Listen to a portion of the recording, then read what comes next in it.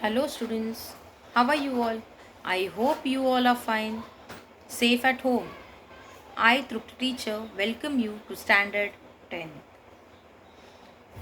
I am going to teach you English. So let's begin our first online lesson, Unit 1.1, the poem Where the Mind is Without Fear. Let's begin with the warming up exercise. Here on page number 2, the warming up exercise is given. Students, if you do not have your textbook, do not worry. I will send you the PDF of the textbook. You can go through it. So the first question here is the match the pairs. In column A, 5 words are given. And column B, the meanings are given.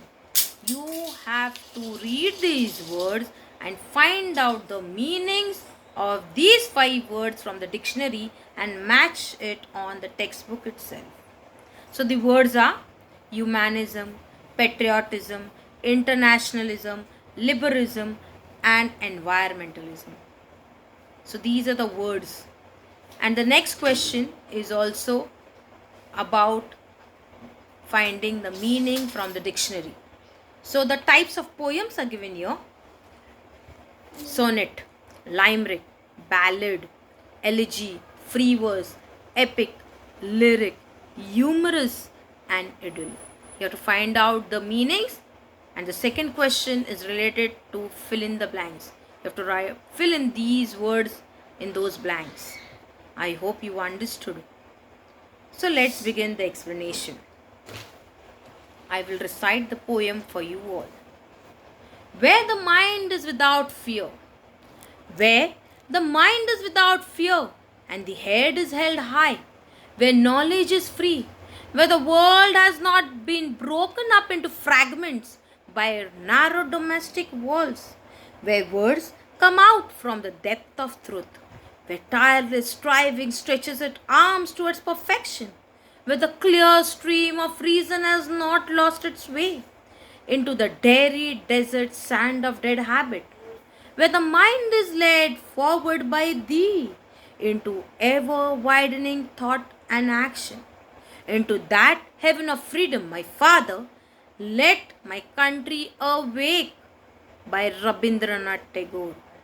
Yes, this poem is written by a Nobel Prize winner, the great poet, author Rabindranath Tagore. He has written this poem during the British rule. He dreamt of the country where his countrymen should be free from the political, social, educational, and economic freedom. He wants freedom for all his people. So let's begin. Where the mind is without fear and the head is held high, where knowledge is free. Here, Rabindranath Tagore prays to the Almighty. He says that the mind of his countrymen should be free from all the fear, and that the head should be held high in dignity, in respect. Each and everybody must be respected on this earth. Further, he says, knowledge should be free and everyone should be allowed to acquire knowledge. Next, he says, people should be united and the world should not be broken up into small pieces. There should be no division of people on the basis of religion, caste, creed, color, race, or any other such prejudices. Not only in our own society, but in the country of the world as well. Next, Tagore wants a country where people speak truth sincerely, with the words coming from the depth of their heart. Everyone should work hard to reach their goals, and they should continuously strive towards perfection.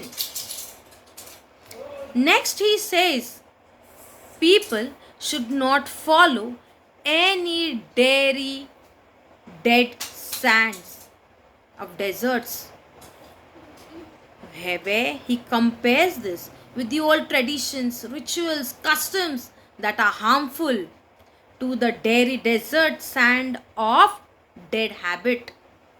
These are the dead habits where it spoils the life of the people. He says that the reasoning ability of the people should not be lost or overshadowed by superstitious beliefs and prejudices. His countrymen should be led by rational thinking and not by any old beliefs that are harmful.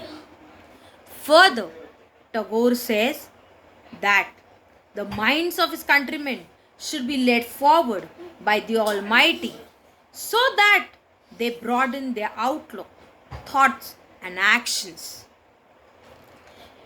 He means that they should be generous in thoughts and open minded. At the end, he says, My Father. Here, he addresses God as my Father.